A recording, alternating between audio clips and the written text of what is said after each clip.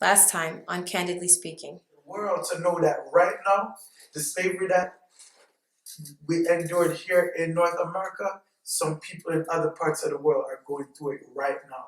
Yeah.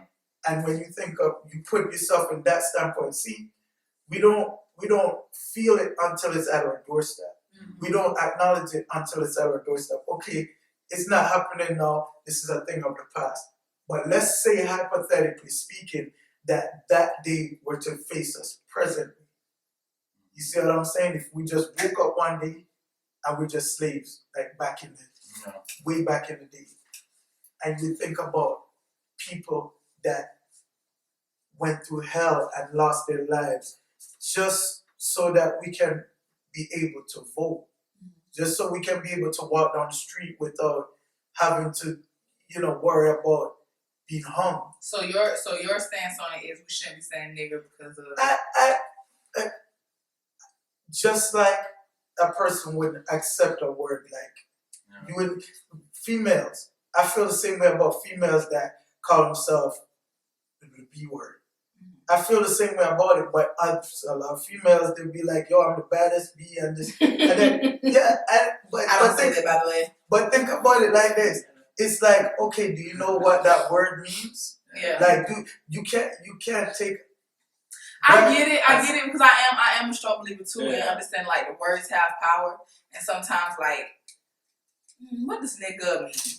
You know you want to stand on it because, like, the G-A, because the E-R makes it different. The E-R makes it different, but I feel like we took it and we made, but I get it. Like, that's why I say I get it. Like, I don't want anybody to think that I don't get it at all because I respect it 100%, get it 100%. But then it's almost like, too, like, the E-R, the E-R word, hey, now. But the G-A, it's like we just took it. We like, and then I love it. Like, they're like with me, like, but I think it's my personality. Like with me, I say thugging a lot or disrespectful, but I don't use it how everyone uses it. Like when I say like, I'm thugging today, like it's not like I'm out here, running these streets. Like I'm out here doing what I'm doing. Or like, oh, that's disrespectful. I'm saying it in a good way, like that looks good. Like you disrespected them. Okay, get disrespect. But it's like I always take a negative word, but it's a mind, right. But I get it, but I also get because I am a believer in your words. So then it's like, what's the definition of GA? So I can know because if it has a bad definition, I won't say it. But I know that we took it and we just made it like a friend word. Like, and I have to catch myself sometimes. Like I ask Jeremy, is it offensive? Some people like even other cultures like I don't want to hear you say no, I'm kind of uncomfortable. Yeah, it does make me uncomfortable, but it's like I'm saying it as a term of endearment. It's almost like sometimes you just take something like. And I'm gonna be optimistic about it. I'm not gonna bring it with the negative. I'm not gonna think about it. And sometimes our culture, we do that because we've been oppressed so long. It's almost like we're like to hurt people. Like I'm hurt, and it's not that we're not, but it's almost like I'm not gonna let this stop me from moving forward. Though. Exactly. Like you said, we went through it in the past, but I got enough I'm looking at already ahead of me. Like I already see it daily, so it's not dismissing. And I thank God for my ancestors and the people who fought, because I honestly believe that I was born when I was born because I couldn't take that. I believe that 100%. Me too. But at the same time, I don't want to take it with me. I'm going into enough. I'm carrying on enough as it is because we still have so much more to face and to deal with. And you have to excuse me if I'm not going to let this weight pull me down. Like I'm not going to let this word have an effect on my life that everybody else wants it to. You said this word to me to break me down, and I'm saying it to my homegirl because they don't mean that to me. Sorry, it ain't work. I can see you. And I get that, but in the same sense, like. I don't know, maybe I'm being devil's advocate. So, and I'm in word user, like I do use the word with my friends and my family and stuff like that. But when we say it doesn't mean anything to us anymore, it does because can't no white person walk through this door and call us a nigga. What is it gonna do? Nothing to me. I promise not. No. It won't do nothing to me at work. A white person call you a nigga, what is it? It depends. I know, like, but I've gotten to a point, like, in my life where I refuse because your intention is to hurt me. Yeah. Your intention when you come to me, you call me. Your intention, like even when I see videos still to this day and people getting knocked out for calling, your intention was you want to get a rise out of me. Mm-hmm. And before I let you, and I've done that time and time again. Not just with the word, but with people. your intention is to come to stir me up. Your intention is to cause some havoc. So I'm going to intentionally ignore you because you know what? Not what I'm doing is your energy. I just let you control me. I've allowed you, I've allowed you to now control me. Let me be more powerful, show you how powerful I really am, and boss up and you call me a nigga. Oh, that's back in the 60s. We 2020, dog. That were supposed to affect me.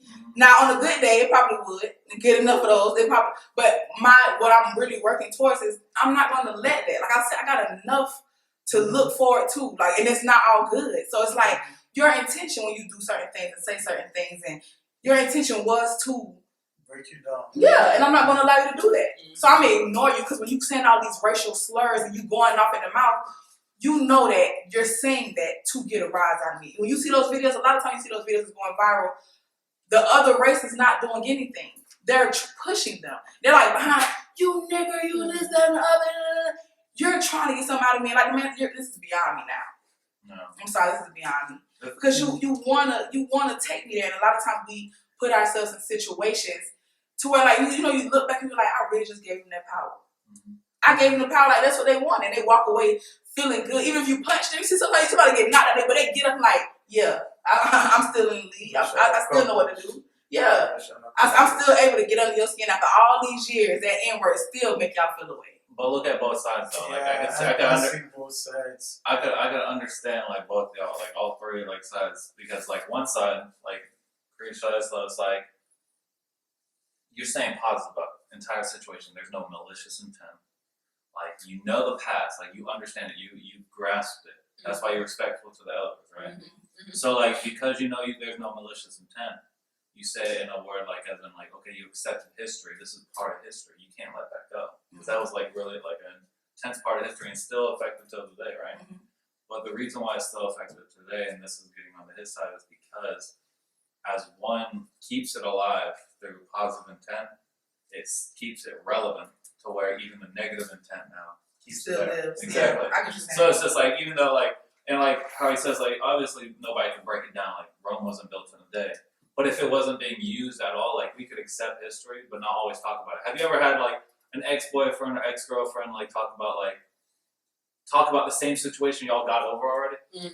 But it keeps bringing it back up during a situation to justify something? Like, you know what I mean? Like jealousy, oh, you did this before. We've talked about it, we agreed not to bring it up, but we talking about it right now. Right. Like you've ever got pissed off about that? Or for example, like, and I can say it on the side too, on the whole like keeping it there is more like I'm having a I get what you Yeah, said. I totally get what you're saying. accepting it wise, it's sort of like, have you ever seen like, okay, for example, human trafficking? Remember how we talked about that before? And like the woman, it was something called Stockholm syndrome. That means like you start to fall in love with your kidnapper. Right. Well, it's sort of like you're accepting it. Now, like, just imagine on a mass scale now, like, everybody accepting, like, human trafficking. Does that make it right? Heck no, it doesn't make it right. So if you're, like, thinking the same way with, like, racism, like, or using the N-word or keeping something negative around as a positive, now you kind of switched into a positive, but it's like, should we, like, accept it in that situation? Yeah, That's like, I get what you're saying. I totally get what you're saying. I'm trying to, like, no, go ahead. You go ahead. I just wanted to say this because we always talk about change, and one way to change is to get out of the norm, get out of what we're used to. And again, you've opened a platform that I didn't really dive into it that deep to say, okay, well, because listening to you, I'm like, okay, that makes so much sense that you would kind of want to reverse that energy. You know what I'm saying? To where it no longer affects me. But like Jeremy really boiled it down and really defined it that by doing that, we're keeping it alive. If at the end of the day, that word is no longer used, if I said, okay, change starts with me and I'm only one person, sometimes it feel like a million people doing it. What the heck me changing myself gonna do? Right. But at the end of the day, change starts with just one person, one little thing because somebody made a comment. This was just back in January. Martin Luther King had some posters that say these promoters wilding out because they put Martin Luther King and they had him in like some hoodie and different things like that. It's like it's disrespectful, right?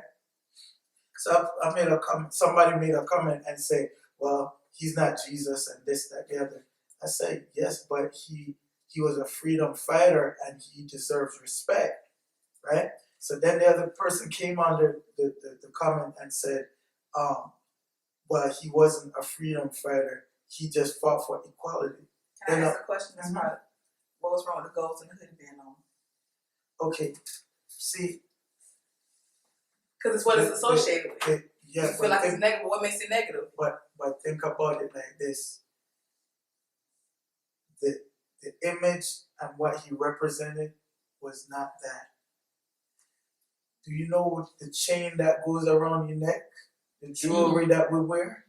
A lot of people don't know the meaning of it. True. So a lot of times we use things and until we know where it comes from, we'll be like, I'm not wearing that. But before you know, you're not held accountable. Right. But once you know that these chains that we wear around our neck represents the very bondage that we've been in.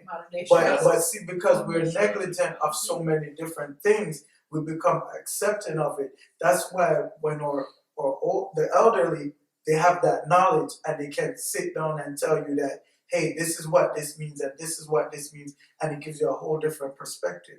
So the more you know, the more you're held responsible for. So for a person like me that probably know a little bit more about what those represent, then I'm like, that's not what he stood for. You know? Go ahead. It goes back to, I guess, how I look at it is like certain things, like the choker I couldn't get with. Like, you know, the choker is like, you know, like this is where it originated from, you know, slavery, you know, when they had the things around their neck. So I couldn't really get with that. But then certain things what I love about our people and what I've noticed that we do is a lot of stuff that we do, it's like chitlins. Like I was saying this the other day, when even in church, I was telling them, like, them booty noodles y'all love was really, I don't eat them. But that is a black dish that everybody loves, but it originated because it was slop given to us. Yes. Again, who you hear standing up? Don't eat them chitlins because that was black. And no, you mixing them chitlins good every Thanksgiving. What we have done was we took so much stuff that was given to us to break us down, and we made that thing look good.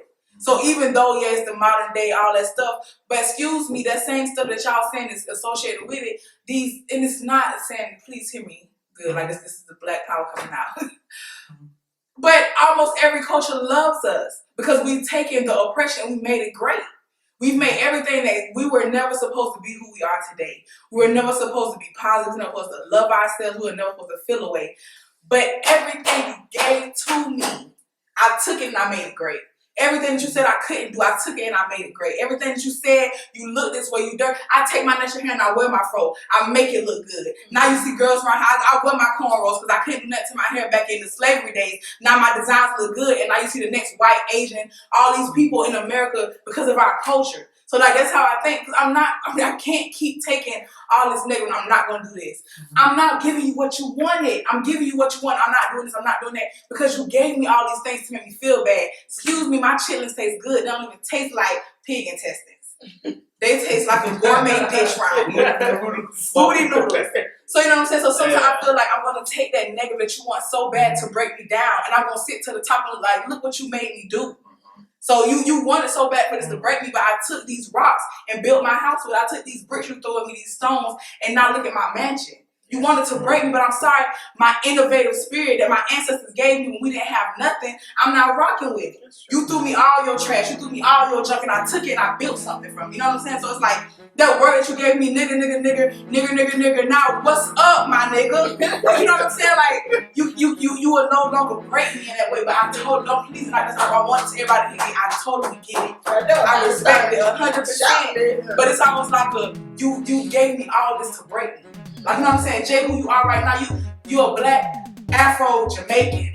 It's like, who's Jay? But he here. Like, you know what I'm saying? Like, you know, you still stand, you still have all these thoughts. But what everybody did that came before you that made you feel, when those police officers came and dumped your luggage out, that was to break you. You know what I'm saying? That was to make you feel like you were supposed to be around here slapping every white person after that. You know what I'm saying? You're supposed to sit at the table with Jeremy, being able to laugh with him. You're supposed to be looking him in his face, not liking him. But you took that and you built from that. You grew from that. You shared a story that's showing here go a man full of power, but that ain't breaking. You came to break me, but it's like, so it's not that I dismiss it, but it's almost like I refuse to allow you to, your tactics. Like every book that was wrote, you read Jim Crow and all these other books, how to break down a black person, how to make them be oppressed. They literally wrote strategies down because we don't want them to be anything. Right. Well, excuse me, every strategy tried to get, it didn't work, buddy. For the full version, click on the link below.